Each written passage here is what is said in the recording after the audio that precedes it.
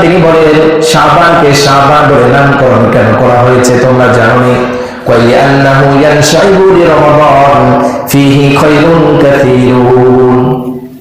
হযরত আনাস রাদিয়াল্লাহু তাআলা আনহু বলেন এই রমজানকে এই শাবানকে শাবান বলে নামকরণ করা হয়েছে কেননা এই শাবানের মধ্যে রমজানের বেশি বেশি প্রস্তুতি নেওয়া যায় এবং রমজানের জন্য বেশি বেশি পুণ্য আদায় করা যায়। শরীফের 3813 নম্বর হাদিস তিনি বলেন শাবানু শাহরি ওয়া রমাদান শাহরুল্লাহ।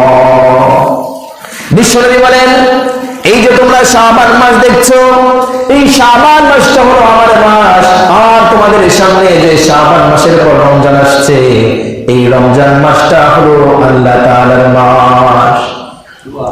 সুবহানাল্লাহ। তার মানে হলো বিশ্ব নবী নিজে তার দিকে এই শাবান মাসকে সম্বন্ধ যুক্ত করেছেন আর আল্লাহর সাথে সম্বন্ধ করেছেন রমজান মাসকে। মুসলিম শরীফের হাদিস 4622 নম্বর হাদিসের মধ্যে বিশ্ব নবী সাল্লাল্লাহু আলাইহি ওয়াসাল্লাম বলেন বাশশিরা ওয়া লা তুনাফফিরা ইয়াসসিরা ওয়া লা তুআসসিরা। বিশ্ব নবী বলেন তোমরা মানুষকে আমলের সংবাদ দাও আমলের সংবাদ দাও ওয়া লা তুনাফফিরা তোমরা ঘৃণা ছড়িও না। কি ছড়িও না? ঘৃণা ছড়িও না। শুধু তাই নয় বিশ্বনবী বলেন ইয়াসসিরা তোমরা ইসলামকে সহজ করে দাও মানুষের কাছে ওয়ালা তুআসসিরা তোমরা ইসলামকে মানুষের সামনে কঠিনতা করো না কঠোরতা দেখাও না। ইসলাম কখনো কঠিনতা পছন্দ করে না কঠোরতা পছন্দ করে না। তার মানে যারা একদল লোক এমন আছে যারা শবে বরাতকে মেনে নেয় না এটা একদম কঠোরতা। আমার ভাইরা কোরআন দ্বারা সাব্যস্ত না হলেও সহিহ হাদিস দ্বারা সাব্যস্ত শবে বরাতটা সূরা দুখানের 1 থেকে 3 নম্বর আয়াত পর্যন্ত আল্লাহ রাব্বুল আলামিন ঘোষণা করে দিয়েছেন হামিম ওয়াল কিতাবিল মুবিন ইন্না আনজালনাহু ফি লাইলাতিন মুবারাকাতিন ইন্না কুন্না মুনদিরিন ফিহা ইফরাকু কুল্লু আমরিন হাকীম। আল্লাহ রাব্বুল আলামিন বললেন হামিম। হামিম শব্দের অর্থ আল্লাহ রাব্বুল আলামিন ছাড়া কেউ যেহেতু জানে না সুতরাং এটার অর্থ আমাদের বলার সাধ্য নেই। ওয়াল কিতাবিল মুবিন ওয়াউল তাসনিয়া ওয়াওটা কসমের জন্য এসেছে। আল্লাহ রাব্বুল আলামিন নিজেই শপথ নিলেন ওয়াল কিতাবিল মুবিন সুস্পষ্ট কিতাবের শপথ সুস্পষ্ট কিতাবের শপথ। ইন্না আনজালনাহু ফি লাইলাতিন মুবারাকাহ আল্লাহ রাব্বুল আলামিন বলেন নিশ্চয়ই কোরআনকে অবতীর্ণ করেছি কোরআনকে নাজিল করেছি লাইলাতুল মুবারাকাহ বরকতময় রাত্রে। বরকতময় রাত্রে আমি কোরআনকে কি করেছি? অবতীর্ণ করেছি। ফিহা ইফরাকু কুল্লু আমরিন হাকীম। শুধু তাই নয় আল্লাহ রাব্বুল আলামিন এর পরের আয়াতের মধ্যে বললেন সেই রাত্রির মধ্যে আমি বড় কোরআন নাযিল করেছি ওই রাত্রিতে আমি আল্লাহ রাব্বুল আলামিন গুরুত্বপূর্ণ বিষয়গুলোর ফয়সালা করে দেই অর্থাৎ ভাগ্য নির্ধারণ করে দেই। সুবহানাল্লাহ। মুহতারাম হাজিরিন আজকে আমরা মসজিদে উপস্থিত হয়েছি যেই দিন বা যেই মাস এই মাসকে বলা হয় শাবান মাস। এটা 12টি মাসের মধ্যে অত্যন্ত গুরুত্বপূর্ণ একটি মাস। আল্লাহ তাআলা সুবহানাহু ওয়া তাআলা কোরআনুল কারীমের মধ্যে ঘোষণা করে দিয়েছেন 12টি মাস আমি নাজিল করেছি। এই 12টি মাসের মধ্যে 4টি মাসকে অত্যন্ত সম্মানিত করেছি তার মধ্যে একটি মাস হলো শাবান। এই মাসের নাম কি? শাবান। মুহতারাম হাজিরিন একটা কথা না বললেই নয় আপনাদেরকে মনে রাখতে হবে ইসলাম এটা হলো দ্বীনের আবিধানিক অর্থ। দ্বীন মানে কি? ইসলাম। ইসলাম মানে হলো দ্বীন। ইসলাম মানে দ্বীন। দ্বীন মানে হলো কি? ইসলাম। সুতরাং ইসলাম আমার সংবিধান, ইসলাম আমার আদর্শ, ইসলাম আমার নিয়ম, ইসলাম আমার জীবন। সুতরাং ইসলামটা হলো আমার আপনার। যেহেতু ইসলামটা আমার, সুতরাং ইসলাম সম্পর্কে পূর্ণ জ্ঞাত থাকা এটা আমার দায়িত্ব এবং কর্তব্য। ইসলামটা যেহেতু আমার, ইসলাম সম্পর্কে জানা অত্যন্ত জরুরি। মুহতারাম হাজিরিন, বিষয়টা লক্ষ্য করবেন। এক্সাম্পল স্বরূপ দিচ্ছি, আপনার একটা প্লট ক্রয় করেছেন অথবা একটা ফ্ল্যাট ক্রয় করেছেন, একটা জমি আপনি ক্রয় করেছেন। জমিটা যখন আপনি ক্রয় করলেন, জমিটা আপনার হয়ে গেল, তো ওই জমিটা রক্ষণাবেক্ষণ করা এটা আপনার দায়িত্ব। তদুরূপ আপনি যখন জমিটা ক্রয় করলেন, আপনার নিজস্ব মালিকানা সূত্রে আনলেন, তখন আপনার এটা জানা অত্যন্ত জরুরি যে এই জমির দলিলের কাগজপাতিতে সবকিছু ঠিক আছে কিনা, এটা জানা আপনার জরুরি না? সুতরাং ইসলাম যেহেতু আমার, ইসলাম যেহেতু আমার সংবিধান, ইসলাম যেহেতু আমার জীবন, ইসলামই যেহেতু আমার আদর্শ, সুতরাং ইসলাম সম্পর্কে জানা এটা আমাদের অত্যন্ত জরুরি কিনা? কথা বলেন। অথচ ইসলাম সম্পর্কে আমরা এতটুকু পরিজ্ঞাত নই যতটুকু আমাদের দরকার। আমরা জ্ঞাত আছি ততটুকু নাই। এই জন্য আমাদের প্রত্যেকটা বিষয়, ইসলামের প্রত্যেকটা বিষয় আমাদের জানা থাকা জরুরি। এই জন্য মুহতারাম হাজিরিন, আজকের আমার আলোচ্য বিষয় হলো শাবান, শাবানের ফজিলত, এবং এই শাবানের মধ্যে আল্লাহ তাআলা একটি রাত্র রেখেছেন, যে রাত্রের অনেক ফজিলত আছে। শরীয়ত সম্মতভাবে কোরআন হাদিসের আলোকে ইনশাআল্লাহ এটাকে প্রমাণ করার চেষ্টা করব, আল্লাহ তাআলা যদি তৌফিক ফরমান। মুহতারাম হাজিরিন, বলতেছিলাম শাবান, এই শাবান এই শব্দটা হলো আরবি শব্দ। এর অর্থ হলো বিস্তৃত হওয়া, ছড়িয়ে পড়া, ছিটিয়ে যাওয়া। তার মানে হলো শাবান মাস, এটা হলো আল্লাহ তাআলার পক্ষ থেকে রহমত। এটা পৃথিবীবাসীর উপর এই রহমতটাকে বিস্তৃত করে দেন। আল্লাহ বলেন যে বান্দা, তোমার উপর আমি রহমতকে বিস্তৃত করে দিলাম, এবার তুমি কতটুকু পারো নিয়ে না। এটা হলো শাবান। এই ব্যাপারে শাবান মাসের অর্থ যে বিস্তৃত হওয়া, ছড়িয়ে পড়া। এখন শাবানকে শাবান বলে কেন নামকরণ করলেন, এই ব্যাপারে বিশ্বনবী সাল্লাল্লাহু আলাইহি ওয়াসাল্লাম একটি হাদিস উল্লেখ করেছেন। এই হাদিসটা হলো কানজুল উম্মালের ৪৪,২৯২ নম্বর হাদিস, ৯৩ নম্বর হাদিস। আমার ভাইরা, হযরত আনাস ইবনে মালিক রাদিয়াল্লাহু তাআলা আনহু থেকে বর্ণিত, ইন্নামা সুমিয়া শাবান, তিনি বলেন শাবানকে শাবান বলে নামকরণ কেন করা হয়েছে তোমরা জানোনি? কইলি আন্নাহু ইয়ানশাইবু লিরমাদান ফিহি খায়রুন কাসীরুন। হযরত আনাস রাদিয়াল্লাহু তাআলা আনহু বলেন, এই রমজানকে, এই শাবানকে শাবান বলে নামকরণ করা হয়েছে কেননা এই শাবানের মধ্যে রমজানের বেশি বেশি প্রস্তুতি নেওয়া যায় এবং রমজানের জন্য বেশি বেশি পুণ্য আদায় করা যায়। এই জন্য শাবানকে শাবান বলে নামকরণ করেছে। আমার ভাইরা, এই হাদিসের মধ্যে আরেকটি কথা উল্লেখ করেছেন, ওয়া ইন্নামা সুমিয়া রমাদান লিআন্নাহু ইয়ারমিদুদ দুনুবা। বিশ্বনবী বলেন, তোমরা রমজান মাসের নাম অবশ্যই শুনেছো, কিন্তু রমজানকে রমজান বলে কেন নামকরণ করলো? বিশ্বনবী বলেন, রমজানকে রমজান বলে এই জন্য নামকরণ করেছে, এই রমজানটা কেমন যেন গুনাহগুলোকে জ্বালিয়ে দেয়। সুবহানাল্লাহ। কারণ রমজান এমন একটি মাস, এই রমজান গুনাহগুলোকে কি করে দেয়? জ্বালিয়ে দেয়। সুতরাং এই রমজানের পূর্বের মাস হলো শাবান মাস। এই শাবান মাসটায় আল্লাহ তাআলা বেশি বরকত রেখেছেন এবং রহমত দান করেছেন, এজন্য যাতে শাবান মাসে এত পরিমাণ মানুষ ইবাদত করে, এই ইবাদতের বদৌলতে সে রমজান মাসের ইবাদত করতে সুযোগ পায়। আল্লাহু আকবার বলেন। এই জন্য শাবান মাস যেহেতু আমাদের আসন্ন মাস, এই জন্য এই শাবানে বেশি বেশি ইবাদত করার চেষ্টা করব ইনশাআল্লাহ। আমার ভাইরা, এখন আসুন শাবান মাসে বিশ্বনবী সাল্লাল্লাহু আলাইহি ওয়াসাল্লাম সহ তার সাহাবারা কি আমল করতেন। হযরত আয়েশা সিদ্দিকা রাদিয়াল্লাহু তাআলা আনহা থেকে বর্ণিত, তিনি বলেন, বিশ্বনবী সাল্লাল্লাহু আলাইহি ওয়াসাল্লাম যখন শাবান মাস আসতো তিনি সবথেকে বেশি রোজা রাখতেন এবং সবথেকে বেশি ইবাদত করতেন এবং সাহাবায়ে কিরাম রাদিয়াল্লাহু তাআলা আনহুম আজমাইন তারা তাদের ইবাদতের প্রতি মগ্ন হতেন এবং কোরআনুল কারীম বেশি বেশি তেলাওয়াত করতেন।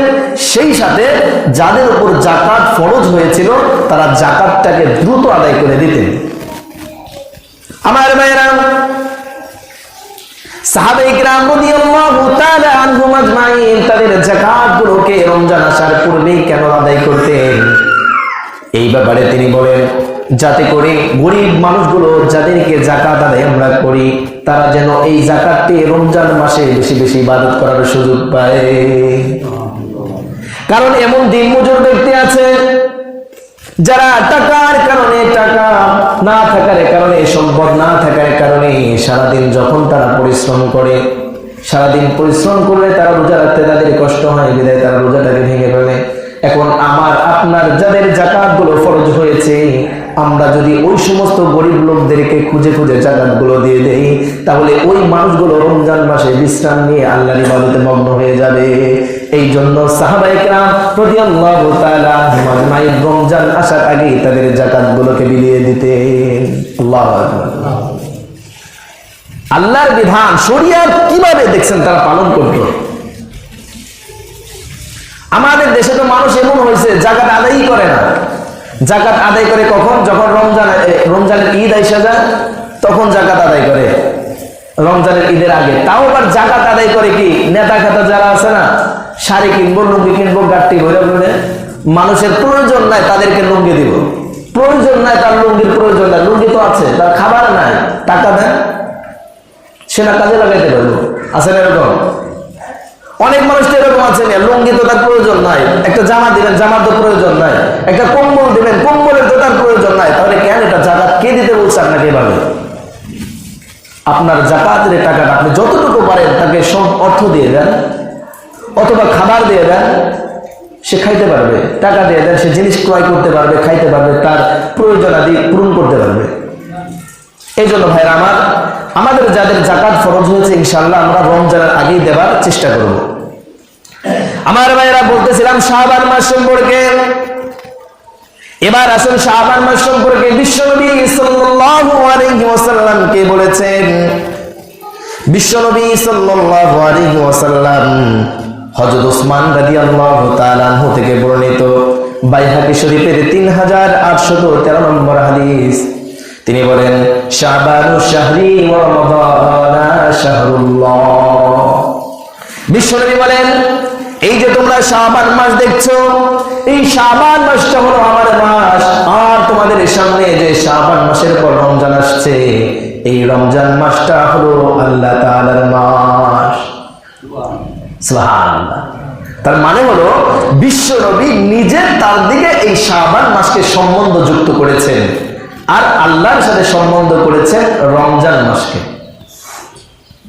আমার ভাইরা ভালো করে বুঝবেন, একটা নিয়ম তো আছে, একটা নিয়ম তো আছে, কোন প্রিয়জনের সাথে যদি কোনো জিনিসকে সম্বন্ধ করা হয় তাহলে তার মূল্যটা বেড়ে যায়।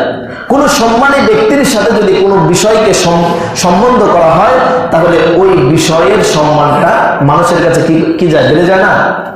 বেড়ে যায়। এক্সাম্পল দিচ্ছি, যায়েদ ইবনে হারেসা রাদিয়াল্লাহু তাআলা আনহু, তিনি বিশ্বনবী সাল্লাল্লাহু আলাইহি ওয়াসাল্লামের একজন গোলাম ছিলেন। এই গোলামটা যখন বিশ্বনবীর কৃতদাস হিসাবে সম্বন্ধ যুক্ত হলো তার সাথে, বিশ্বনবীর সাথে, তখন সারা পৃথিবীতে যত রাজা বাদশা আছে তার চেয়ে তার সম্মানটা বেড়ে গেছে না কমে গেছে? বেড়ে গেছে। আমার ভাইয়েরা, সারা পৃথিবীতে লক্ষাধিক মসজিদ আছে, এই মসজিদগুলোর মধ্যে যার সম্বন্ধ নবীর সাথে হয়েছে সে মসজিদটার নাম কি? মসজিদে নববী। তার নাম কি? মসজিদে নববীর সাথে যখন আল্লাহর নবীর সম্বন্ধ হয়ে গেছে তখন মসজিদে নববীর দাম বেড়ে গেছে না কমে গেছে? বেড়ে গেছে। এমনটাও তো আছে, মসজিদে নববীর মধ্যে যদি কোনো ব্যক্তি 1 রাকাত নামাজ পড়ে তাহলে 1000 রাকাতের সওয়াব আল্লাহ তাআলা তার আমলনামায় দিয়ে দেন। মতান্তরে আসছে 50,000 রাকাতের সওয়াব আল্লাহ তাআলা তার আমলনামায় দিয়ে দেন। তার মানে হলো কোন সম্মানী ব্যক্তির সম্বন্ধ যখন কোন সম্মানী ব্যক্তির ক্ষেত্রে করা হয় তখন তার মূল্যটা বেড়ে যায়। সুতরাং বিশ্বনবী যেহেতু তিনি বললেন, বাইহাকী শরীফের হাদিস 3813 নম্বর হাদিস, তিনি যখন বললেন শাবানুশ শাহরি ওয়া রমাদান শাহরুল্লাহ, যে শাবান হলো আমার মাস আর রমজান হলো আল্লাহর মাস। সুতরাং বিশ্বনবী সাল্লাল্লাহু আলাইহি ওয়াসাল্লাম যখন শাবান মাসকে তার নিজের দিকে নিজেই সম্বন্ধ করে নিলেন, তখন শাবান মাসের মর্যাদা কমলো না বাড়লো? বেড়ে গেল। সুতরাং শাবানের মর্যাদা অত্যন্ত বেশি। এখন ভাইরা আমার, কিন্তু আমাদের দেশে এই শাবান মাসে একটি রাত্র আছে, সেই রাত্রের নাম জানেন সকলে? শবে বরাত। মানুষ বলে কি শবে বরাত। অত্যন্ত গুরুত্ব সহকারে শুনবেন কথাগুলো, খুবই খেয়াল করে শুনবেন, অনেক অজানা বিষয় আসবে। আমরা তো প্রায়ই শুনি ওয়াজ, ওয়াদাক্কির ফাইন্না যিকরা তানফাউল মুমিনিন বা তানফাউল মুমিনিন, যে নসিহত করতে আল্লাহ রাব্বুল আলামিন নিজেই বলেছেন যে তোমরা নসিহত করো, তাতে যারা নসিহত শুনবে, যারা উপদেশ শুনবে, তাদের কোনো না কোনো একজনের উপকারে আসতে পারে। এই জন্যই তো বেশি বেশি নসিহত করা হয়। ইদা তাকাররারা তাকাররারা, যেই কথাটা বারংবার বলা হয়, উসুলুশ শাসি কিতাবের মধ্যে আছে যে ইদা তাকাররারা তাকাররারা, যখন কোনো কথা বারবার বলা হয় সেই কথাটা দিলের মধ্যে দৃঢ়তা পয়দা পায়, সেটা গেঁথে যায় দিলের মধ্যে। এই জন্য মোহতারাম হাজিরিন, ওয়াদাক্কির ফাইন্না যিকরা এই হিসাবে আমাদের বলা।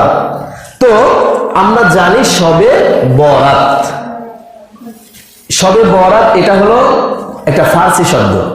সব শব্দের অর্থ হলো রাত্র, আর বরাত শব্দের অর্থ হলো ভাগ্য, ভাগ্য।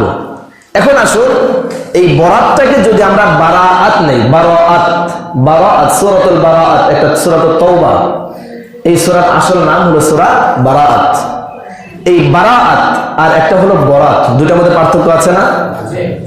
শবে বরাত, সব অর্থ হলো রাত্র, বরাত অর্থ হলো ভাগ্য। আর একটা হলো সব অর্থ রাত, আর বারাআত শব্দটা আরবি, তার নাম হলো মুক্তি, তার অর্থ হলো কি? মুক্তি। তো যদি আমরা বলি শবে বরাত, দুটোই ফার্সিতে নেই, তাহলে অর্থ হয় ভাগ্যের রাত। যদি আমি অর্থ নেই একটা ফার্সি আর একটা আরবি, শবে বরাত, তাহলে তার অর্থ হয় মুক্তির রাত। তাহলে এখন আসুন, কোনটা সহি, কোন নামটা সহি আর কোন নামটা সহি না, সেটা আমাদের জানা দরকার আছে কিনা? দরকার আছে না?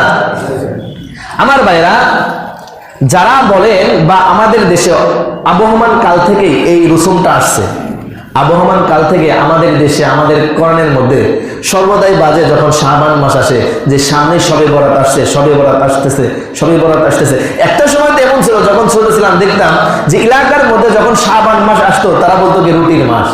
কি বলতো? রুটির মাস। আপনারা শুনছেন কিনা জানি না, আমি নিজ কানে শুনছি। আমার মাও বলতো এক সময়, রুটির মাস, এটা হালুয়া রুটির মাস বলতো, বা রুটির মাস বলতো। তো একটা সময় তো এমন ছিল, এটাকে রুটির মাস বলতো। তো সেই রুটির মাস থেকে আস্তে আস্তে আমাদের দেশটা অনেকটা কি হয়েছে? মুক্ত হয়েছে। তো এখন আছে শবে বরাত, এখন বলে শবে বরাত। তো মোহতারাম হাজিরিন, শবে বরাত, এই যে বরাত মানে অর্থাৎ ভাগ্যের রাত, একটা হাদিসের মধ্যে আছে, এই হাদিসটা যায়ীফ হাদিস, ওই হাদিসের মধ্যে আছে বিশ্বনবী সাল্লাল্লাহু আলাইহি ওয়াসাল্লাম বলছেন যে এই রাত্রে মানুষের ভাগ্য নির্ধারণ করা হয়। ভাগ্য কি করা হয়? নির্ধারণ করা হয়। তো এখন আসুন, ভাগ্য নির্ধারণ করা হয়, এই কথাটা বিশ্বনবী সাল্লাল্লাহু আলাইহি ওয়াসাল্লামের একটি হাদিসের মধ্যে আছে, তবে হাদিসটা যায়ীফ। এখন আসুন, কোরআনুল কারীমের মধ্যে ভাগ্য নির্ধারণ বিষয় কি আসছে? আমার ভাইরা, সূরা দুখানের 1 থেকে 3 নম্বর আয়াত পর্যন্ত আল্লাহ রাব্বুল আলামিন ঘোষণা করে দিয়েছেন, হামিম ওয়াল কিতাবিল মুবিন ইন্না আনজালনাহু ফি লাইলাতিন মুবারাকাতিন ইন্না কুন্না মুনদিরিন ফিহা ইউফরাকু কুল্লু আমরিন হাকীম। আল্লাহ রাব্বুল আলামিন বললেন হামিম। আলামিন শব্দের অর্থ আল্লাহ রাব্বুল আলামিন ছাড়া কেউ যেহেতু জানে না, সুতরাং এটার অর্থ আমাদের বলার সাধ্য নেই। ওয়াল কিতাবিল মুবিন ওয়াউলিল কসমিয়া, ওয়াওটা কসমের জন্য এসেছে। আল্লাহ রাব্বুল আলামিন নিজেই শপথ নিলেন, ওয়াল কিতাবিল মুবিন, সুস্পষ্ট কিতাবের শপথ, সুস্পষ্ট কিতাবের শপথ।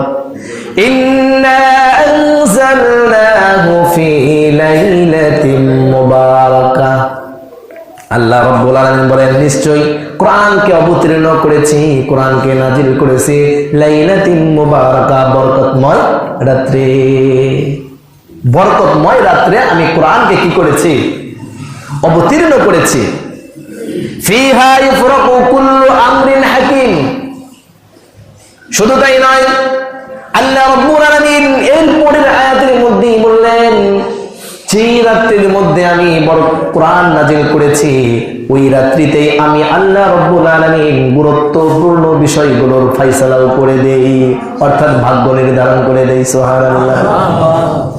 আমার ভাইরা ভালো করে বুঝবেন, অনেকেই বলেন শবে বরাত অর্থাৎ ভাগ্যের রাত, এটা ভাগ্যের রাত। হাদিস শরীফের মধ্যেও আছে, একটা হাদিস আছে বিশ্বনবী সাল্লাল্লাহু আলাইহি ওয়াসাল্লাম বলছেন এটা হলো ভাগ্যের রাত, তবে ওই হাদিসটাকে জয়ীফ বলেছেন। কেন জয়ীফ বলছেন? কোরআনের এই আয়াতের দিকে লক্ষ্য করে। কেননা কোরআনের এই আয়াতের মধ্যে আল্লাহ বললেন ইন্না আনজালনাহু ফি লাইলাতিন মুবারাকাতিন ইন্না কুন্না মুনদিরিন ফিহা ইফরাকু কুল্লু আমরিন হাকিম, যে আমি কোরআনকে নাজিল করেছি একটি বরকতপূর্ণ রাত্রে। পরক্ষণে বললেন যে যেই রাত্রে আমি কোরআন অবতীর্ণ করেছি ওই রাত্রে আমি গুরুত্বপূর্ণ মানুষের গুরুত্বপূর্ণ বিষয়গুলির ফায়সালা করে দেই। গুরুত্বপূর্ণ বিষয়গুলিকে কি করে দেই? ফায়সালা করে দেই, অর্থাৎ আমি তাকদীর বন্টন করি, রিজিক বন্টন করি, অর্থ বন্টন করি, সবকিছু বন্টন করে দেই। ওটা তাকদীরের রাত্র বলা।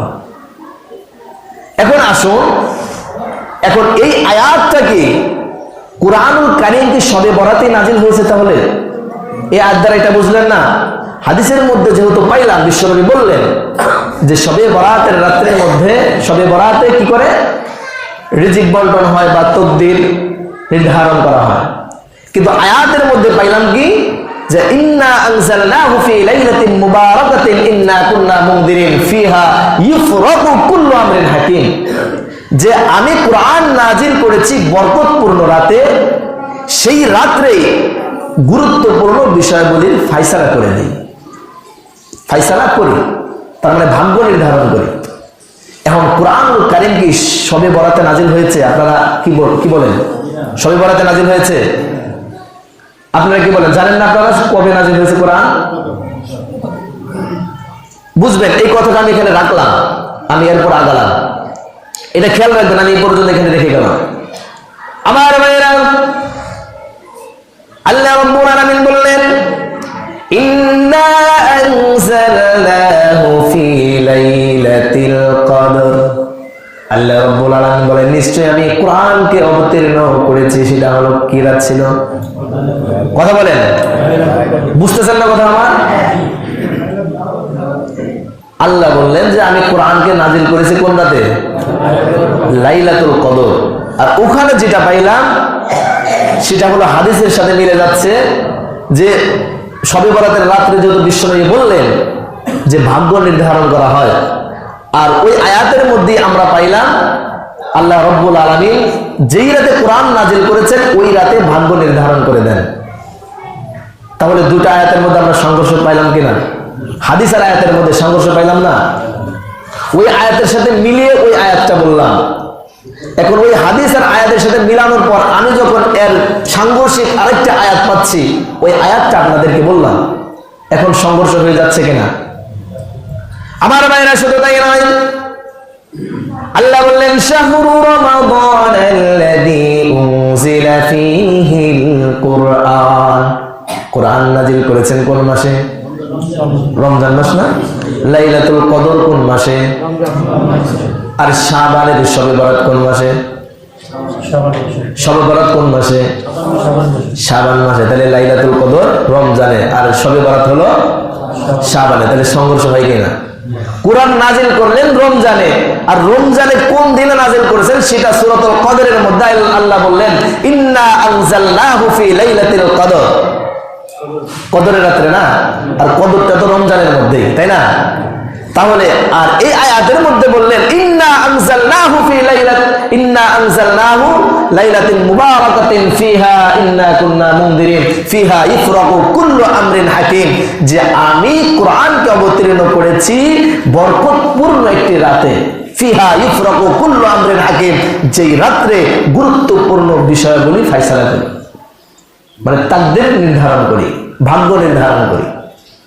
তার মানে হলো শবে বরাত হবে না, শবে বরাত হবে না। যারা বলেন শবে বরাত ভাগ্যের রাত, ভাগ্যের রাত হবে না, কারণ ভাগ্যের রাত কোনটা হয়? তখন লাইলাতুল কদর হয়। সুতরাং ইন্না আনজালনাহু ফি লাইলাতিন মুবারাকা, এই লাইলাতুল মুবারাকা দ্বারা কাকে বোঝানো হয়েছে?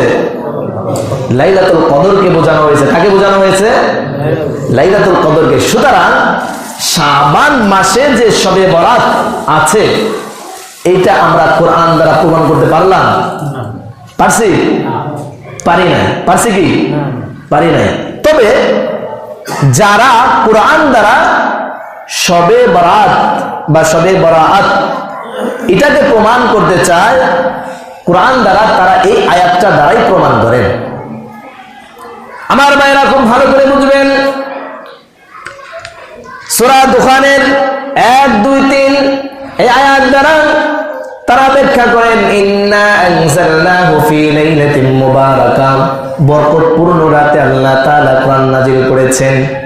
ফিহা ইফরাকু কুল্লু আমরিন হাকিম, এর আগে ইন্না কুন্না মুনদিরিন আছে, এই কথাটার অর্থ আমি এজন্যই বলছি না যেহেতু আমি তার সাথে মিলাচ্ছি তারপরের আয়াতের সাথে। এর মানে হলো আল্লাহ বললেন আমি কোরআনকে অবতীর্ণ করেছি বরকতপূর্ণ রাতে, তারপর বললেন সেই রাতে আমি গুরুত্বপূর্ণ বিষয়গুলিকে ফয়সালা করি, ভাগ্য নির্ধারণ করি। অর্থাৎ এই লাইলাতুল মুবারাকা দ্বারা উদ্দেশ্য হলো লাইলাতুল কদর, কিন্তু কতিপয় মুফাসসিরিন কিরাম তারা বলেন লাইলাতুল মুবারাকা দ্বারা শবে বরাতকে বোঝানো হয়েছে। আমার ভাইরা, এই বিষয়ে সবথেকে যিনি বেশি জোর দাবি করছেন তিনি হলেন প্রখ্যাত সাহাবী আব্দুল্লাহ ইবনে মাসউদ রাদিয়াল্লাহু তাআলা আনহু এর একজন শাগির্দ, তার নাম হলো প্রখ্যাত তাবিঈ তিনি ছিলেন, তার নাম হলো ইকরামা। হযরত ইকরামা রাদিয়াল্লাহু রাহমাতুল্লাহি আলাইহি তিনি এই আয়াতের মাধ্যমে শবে বরাতকে কি করেছেন? প্রমাণ করেছেন। তিনি বলেন লাইলাতুল মুবারাকা দ্বারা এখানে শবে বরাতকে বোঝানো হয়েছে। শুধু তিনি একা নয়, নজর ইবনে ইসমাঈল কুফার ছিলেন তিনি ইকরামার নামকে বাদ দিয়ে তিনি আব্দুল্লাহ ইবনে আব্বাসের নাম সংযোজন করে তিনি বলেছেন লাইলাতুল মুবারাকা দ্বারা শবে বরাতকে বোঝানো হয়েছে, লাইলাতুল বরাতকে বোঝানো হয়েছে। এটা ইবনে আব্বাস থেকে বর্ণিত, কিন্তু তার কোনো প্রমাণ পাওয়া যায় না, এটা একটা বানাওয়াট কথা ছিল ওটা। আমার ভাইয়েরা, যারা বলেন লাইলাতুল মুবারাকা এটা দ্বারা শবে বরাত, তারা একটা ব্যাখ্যা এভাবে দিচ্ছেন যে যেহেতু কোরআনুল কারীম নাজিল করবেন আল্লাহ তাআলা রমজান মাসে, কোরআন নাজিল করেছেন রমজান মাসে, কিন্তু তার ঘোষণা আল্লাহ তাআলা এই শবে বরাতের রাতে দিয়েছিলেন।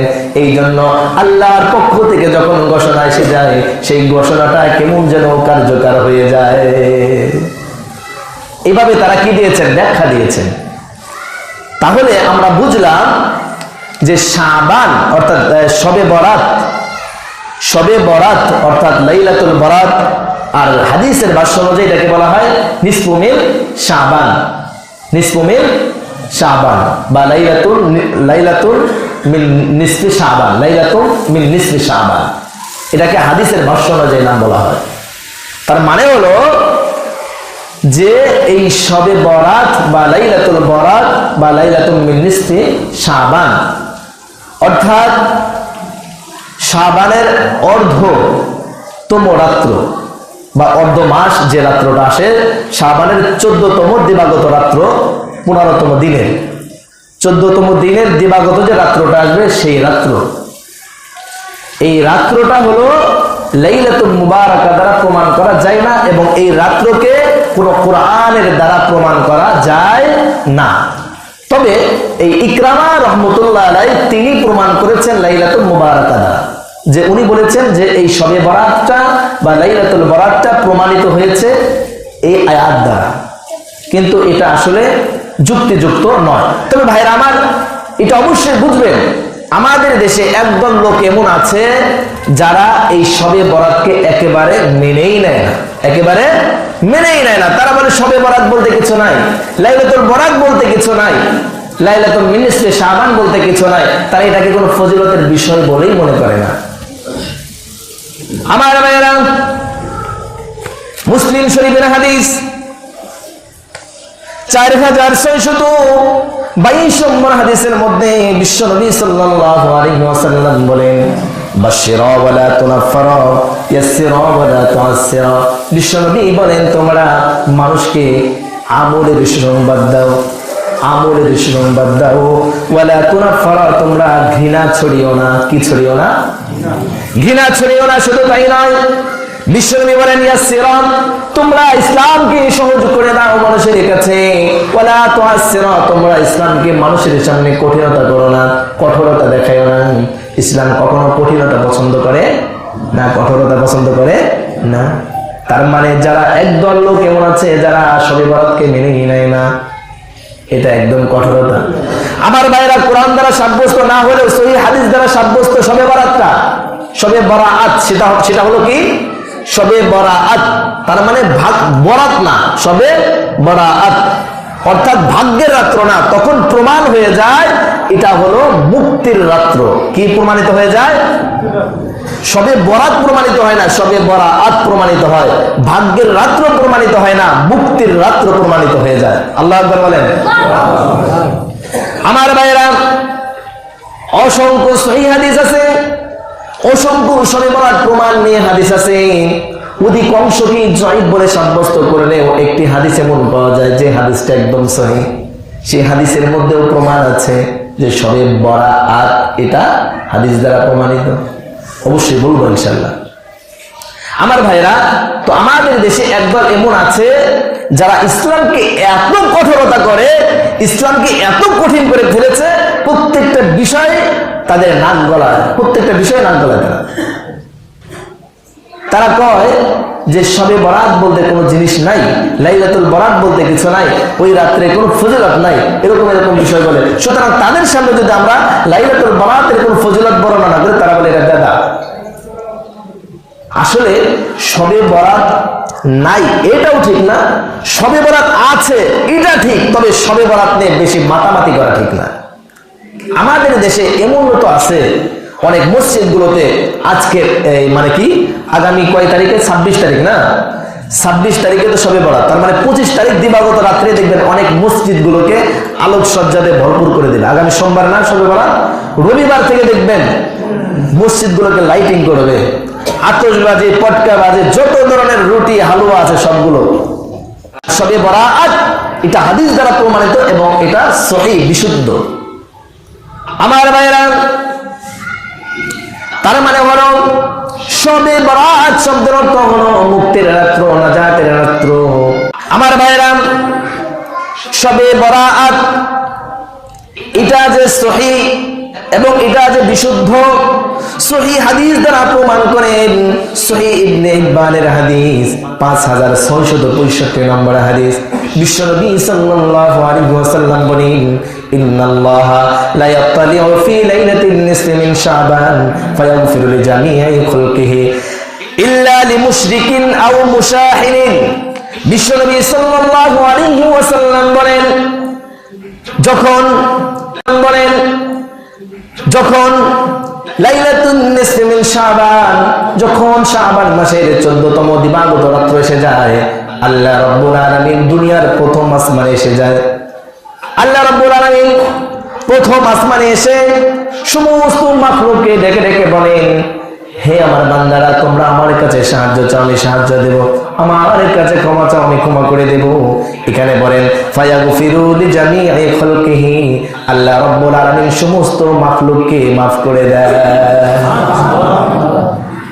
তবে বিশ্বনবী সাল্লাল্লাহু আলাইহি ওয়াসাল্লাম বলেন, লাইলাতুল বরাতের মধ্যে দুজন ব্যক্তির কোন দোয়া আল্লাহ রাব্বুল আলামিন ক্ষমা কবুল করবেন না।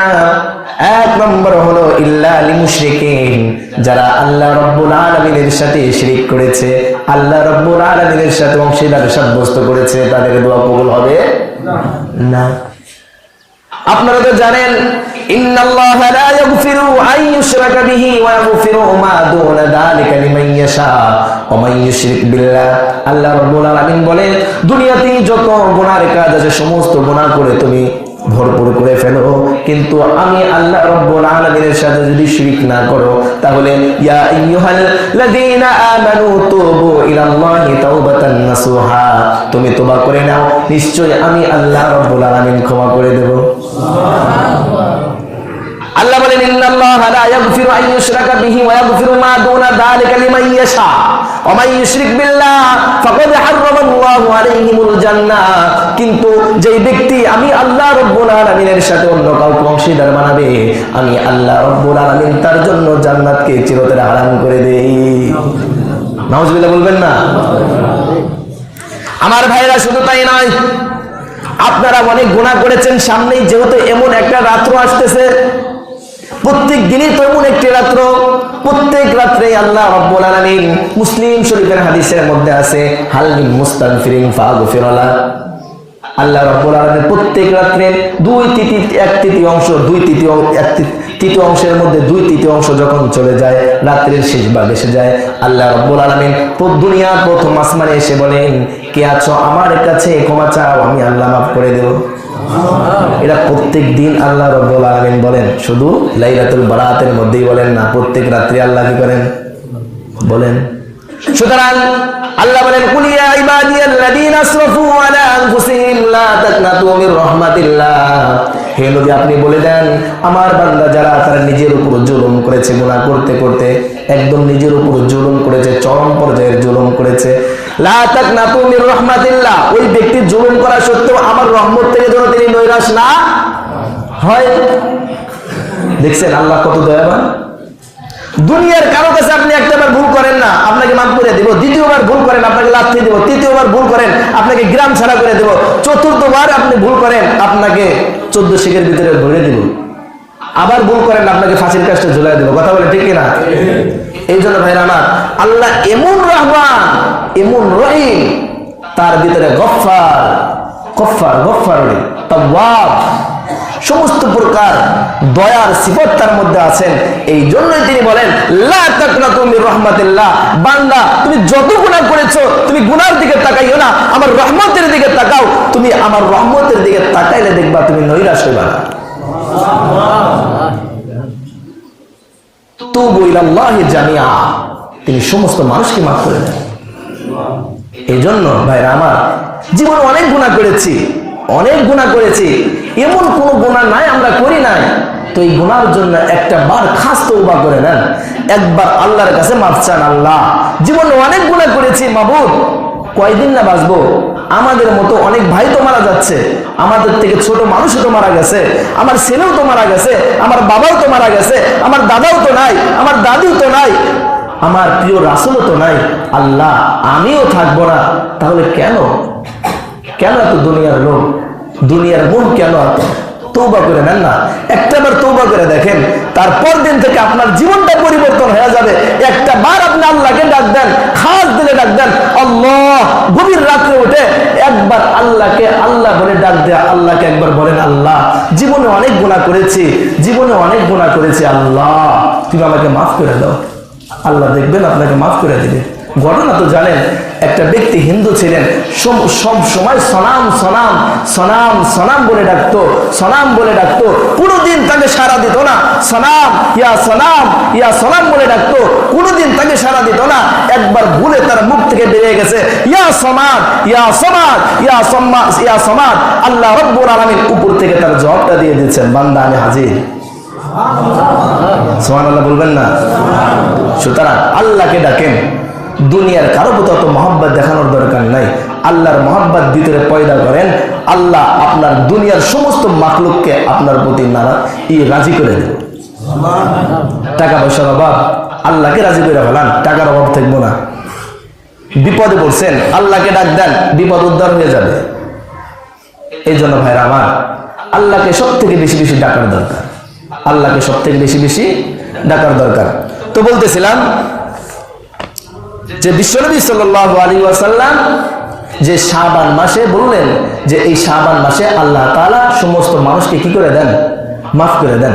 তো ভাইরা আমার, অনেকেই বলেন যে আল্লাহর কাছে এই রাত্রে চাইতে হবে নাকি আল্লাহ একাই মাফ করে দিবেন। এখন আছেন তাদের মনে প্রশ্ন আসা যায় যে